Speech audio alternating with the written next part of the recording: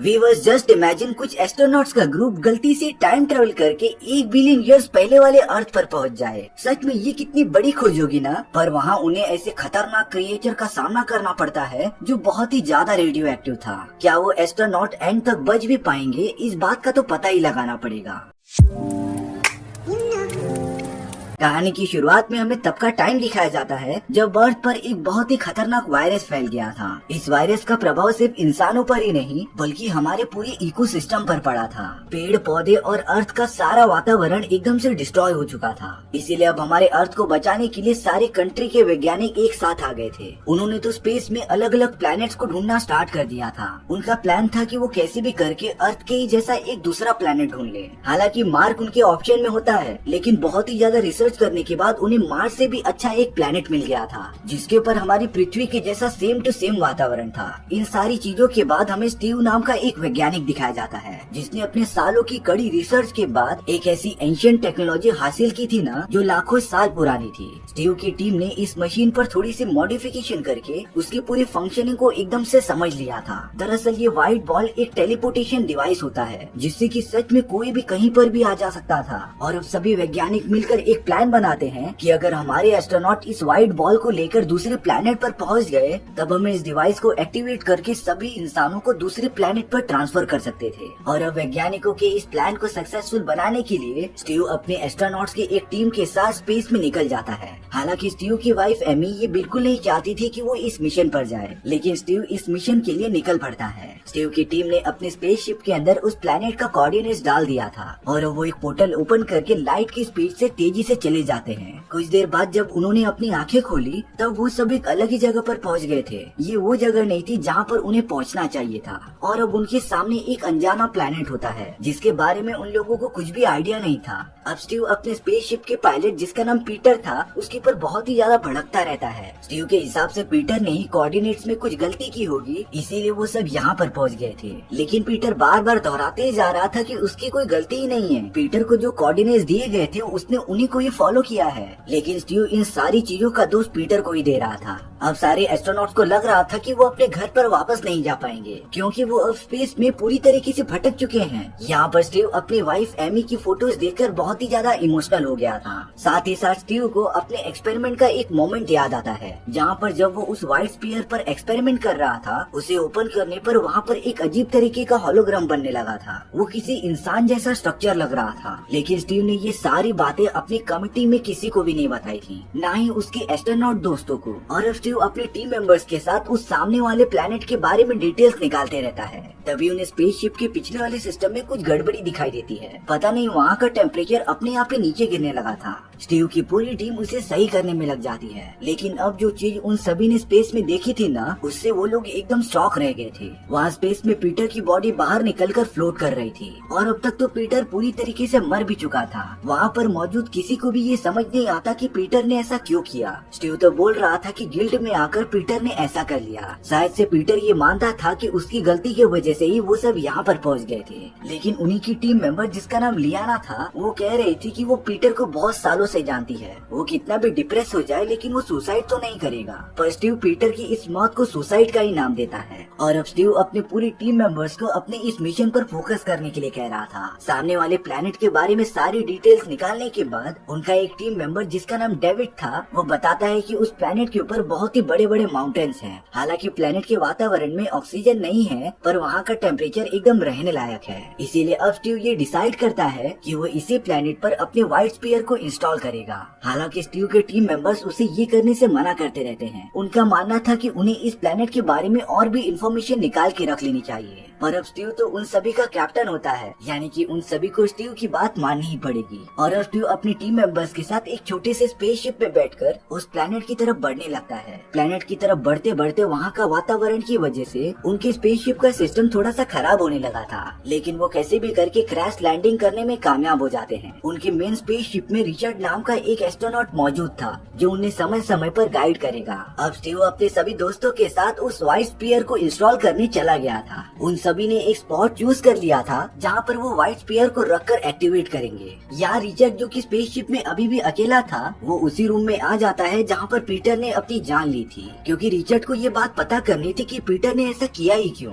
थोड़ी रिसर्च करने के बाद रिचर्ड को वहाँ पर कुछ चिपचिपी चीज दिखाई दी थी, लेकिन जब उसने वहाँ का सीसीटीवी कैमरा की फुटेज देखी तब वो एकदम से शॉक हो गया था। रिचर्ड ने तुरंत ही कैप्टन स्टीव और बाकी लोगों को ये खबर दी और उन्हें तुरंत उस वीडियो फुटेज को देखने के लिए कहा। स्टीव जो कि उस प्लेनेट पर अपनी पूरी टीम के साथ मौजूद था, वो अपने एयरक्राफ्ट में वापस लौटकर वो फुटेज देखते हैं। दरअसल उस फुटेज में पीटर था जो ये बता रहा था कि उसने सारे कोऑर्डिनेट्स ना एकदम सही डाले थे, पर तभी पीटर के सामने एक बहुत ही खतरनाक क्रिएचर आ जाता है और अब उसने देखते ही देखते पीटर पर हमला कर दिया था। पीटर उस खतरनाक क्रिएचर से बचने की बहुत ज्यादा कोशिश करता है, पर वो इसमें नाकामयाब हो गया था और अब उसी क्रिएचर ने पीटर को स्पेसशिप से बाहर ढकेल दिया होता है। स्टीव और उसके सारे लोग ये सब देखकर एकदम शॉक रह गए थे। उन्हें जरा भी अंदाजा नहीं था कि एक बहुत ही खतरनाक क्रिएचर उनकी स्पेसशिप में मौजूद है, लेकिन अब वो डेडली क्रिएचर तो रिचर्ड की स्पेसशिप में मौजूद ही नहीं था। यानी कि इसका सिर्फ एक ही मतलब हो सकता है कि वो क्रिएचर स्टीव के स्पेसशिप के साथ इसी प्लेनेट पर आ गया हो। यहाँ स्टीव की स्पेसशिप के अलग अलग जगहों का टेम्परेचर काफी बढ़ने और घटने लगा था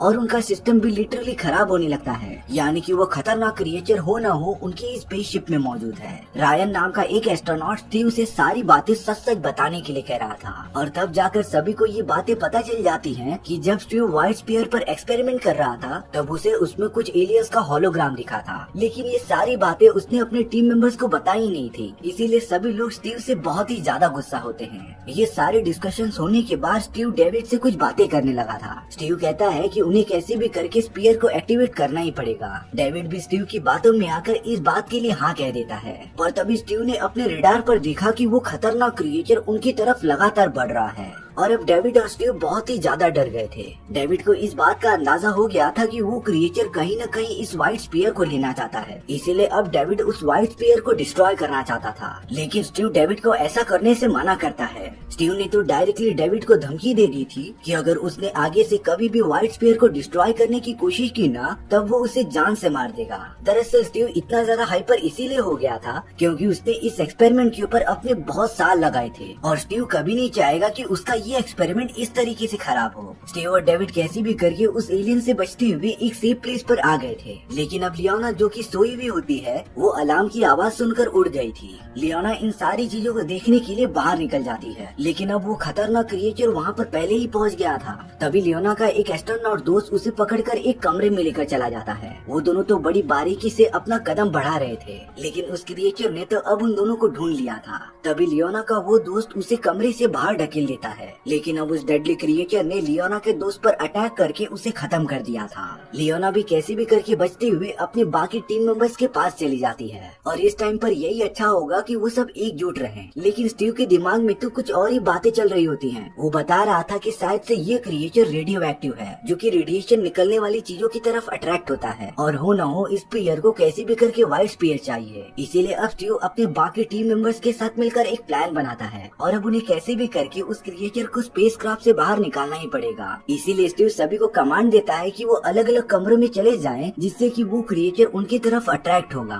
और वो पूरा ट्राई करे कि वो क्रिएचर को बाहर भेज दें। लेकिन उन सभी को जरा भी अंदाजा नहीं था कि आगे चलकर उनके साथ कौन कौन सी डरावनी घटनाएं घटने वाली हैं। अब वो क्रिएचर लगातार स्टीव का पीछा करते जा रहा था। स्टीव तो उस क्रिएचर को बाहर निकालने के लिए खुद स्पेसशिप के बाहर चला गया था, लेकिन लियोना भी उसके साथ बाहर आ जाती है। लेकिन अब स्टीव के बाकी टीम मेंबर स्पेसक्राफ्ट को एक्टिवेट करने की कोशिश कर रहे थे, जिससे कि स्पेसशिप का इंजन चालू हो जाता है और स्पेसशिप से निकलने वाली सारी एनर्जी लियोना के ऊपर पड़ गई थी, जिससे कि लियोना पूरी जलने की वजह से मर गई थी। बाकी सब स्टीव को कैसे भी करके स्पेसक्राफ्ट के अंदर ले लेते हैं, लेकिन उस क्रिएचर का छोटा सा टेंटिकल डेविड के हाथों पर लग गया था, पर वो सब कैसे भी करके क्रिएचर को स्पेसक्राफ्ट से बाहर निकालने में कामयाब हो जाते हैं। डेविड के हाथ पर तो एक बहुत ही बड़ा जख्म हो गया था, इसीलिए स्टीव और बाकी सभी ने डेविड को आराम करने के लिए रख दिया था। वहीं स्टीव उस क्रिएचर के कटे हुए टेंटिकल के ऊपर कुछ रिसर्च करता रहता है। स्टीव को लग रहा था कि उस क्रिएचर के ब्लड में जरूर एंटीबायोटिक्स रह सकते हैं और वो उसका यूज करके डेविड को ठीक करने का एंटीडोट बना सकता है।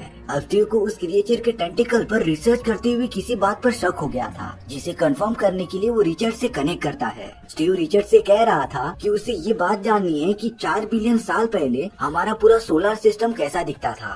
थोड़ी देर बाद रिचर्ड जब ये सारी इन्फॉर्मेशन स्टीव को प्रोवाइड करता है तब स्टीव ये देखकर एकदम शॉक रह गया था, क्योंकि 4 बिलियन ईयर्स का सोलर सिस्टम इस जमाने के सोलर सिस्टम से एकदम मैच करता था। यानी कि वो सब जिस प्लेनेट पर अभी मौजूद है ना, वो और कोई नहीं बल्कि 4 बिलियन साल पहले वाली हमारी अर्थ है। तो इसका मतलब ये हुआ कि वो सब टाइम ट्रेवल करके 4 बिलियन साल पहले आ चुके हैं, और ये सारी बातें किसी चमत्कार से कम नहीं थी। साथ ही साथ स्टीव को ये बात भी पता चल गई थी कि वो क्रिएचर व्हाइट स्पीयर के पीछे पड़ा हुआ है, क्योंकि उस व्हाइट स्पीयर में से रेडियो एक्टिव एनर्जीज बाहर निकल रही थी। अब रायन को स्टीव की ये सारी बातें एकदम से पता चल गई थी, इसीलिए अब वो चाहता था कि वो कैसे भी करके स्पीयर को खत्म कर दे, जिससे कि वो क्रिएचर हमारा पीछा छोड़ देगा। लेकिन स्टीव तो था बड़ा जिद्दी, भले ही सभी लोगों की जान चली जाए पर उसका एक्सपेरिमेंट बेकार नहीं जाना चाहिए। स्टीव ने तो उस क्रिएचर के ब्लड का यूज करके एक एंटीडोट का सीरम बना लिया था, और अब उसे लग रहा था कि जो वायरस हमारे प्रेजेंट अर्थ पर फैला हुआ था, इस एंटीडोट के फॉर्मूले का यूज करके वो सब भी ठीक हो सकता है। इसीलिए स्टीव ने अपनी वाइफ एमी के लिए एक मैसेज लिखा था, जिससे कि वो अपने एक लॉकेट पर प्रिंट कर देता है। और अब स्टीव का प्लान था कि वो अपने लॉकेट को टाइम ट्रेवल करा के एमी के टाइम लाइन में वापस भेज दे। लेकिन यहाँ रायन किसी की बात ही नहीं मान रहा था, वो कैसे भी करके उस व्हाइट स्पीयर को डिस्ट्रॉय करना चाहता है। पर अब उस जगह पर डेविड आ जाता है, जिसकी पूरी बॉडी इन्फेक्शन की वजह से पूरी सड़ने लगी थी, और अब उसने देखते ही देखते रायन को शूट करके मार दिया था। वो तो स्टीव पर भी पता नहीं क्यों हमला करने लग जाता है। दरअसल डेविड ये कभी नहीं चाहता था कि स्टीव उस व्हाइट स्पीयर को ओपन करे, और अब डेविड एकदम आउट ऑफ कंट्रोल होकर स्टीव पर लगातार हमला करते ही रहता है। स्टीव ने बचने के लिए स्पेसक्राफ्ट के सारे डोर्स ओपन कर दिए थे, जिससे कि अगले ही मोमेंट में वो क्रिएचर तुरंत ही अंदर आ गया था। स्टीव लगातार उस क्रिएचर से बचता रहता है, पर जैसे ही डेविड स्टीव को अपनी गन से मारने जाता, उस डेडली क्रिएचर ने डेविड को पकड़ लिया था, जो अपना रेडियो एक्टिविटी वाला सारा जहर डेविड की बॉडी में डालकर उसे पूरा खत्म कर देता है। लेकिन यहाँ स्टीव को मौका मिल गया था, उसने पूरे स्पेसशिप में फ्लेमेबल गैसेस भर दिए थे, और अब जहरीली गैसेस की वजह से वो क्रिएचर स्पेसक्राफ्ट के अंदर ही फंस जाता है। स्टीव तो तुरंत स्पेसक्राफ्ट से बाहर निकलकर व्हाइट स्पीयर के पास आ गया था, और वो व्हाइट स्पीयर को एक्टिवेट करके वहाँ पर एक पोर्टल ओपन कर देता है। स्टीव कुछ कोऑर्डिनेट्स की मदद से अपनी वाइफ एमी से बातें कर रहा था, और अब एक टाइम ऐसा होता है जब एमी और स्टीव एक दूसरे के एकदम आमने सामने थे, क्योंकि टाइम ट्रेवल का वो पाथ अभी तक खत्म नहीं हुआ होता। लेकिन स्टीव ने कैसे भी करके एमी को अपना वो लॉकेट दे दिया होता है, जिससे कि एमी उस फॉर्मूले का यूज करके वायरस का एंटीडोट बना ले। और अब हमें कुछ सालों बाद का सीन दिखाया जाता है, जहाँ पर अर्थ की कंडीशन वापस से नॉर्मल हो गई थी। चारों तरफ एकदम से हरियाली दिखाई देती है, यानी कि एमी ने उस फॉर्मूले का यूज करके एंटीडोट बना ही लिया। और इसी तरीके से हमारी ये कहानी यहीं पर खत्म हो गई थी। सो व्यूअर्स, आपको ये स्टोरी कैसी लगी कमेंट सेक्शन में बताना भूलना मत। और अगर आपको मेरा एक्सप्लेनेशन 1% भी अच्छा लगा होगा ना, तो वीडियो को लाइक एंड चैनल को सब्सक्राइब जरूर कर देना, क्योंकि सच में इससे मुझे बहुत ज्यादा मोटिवेशन मिलेगा आपके लिए इसी तरीके की मजेदार स्टोरीज ढूंढ कर लाने के लिए। तो मिलते हैं नेक्स्ट वीडियो में। सी या।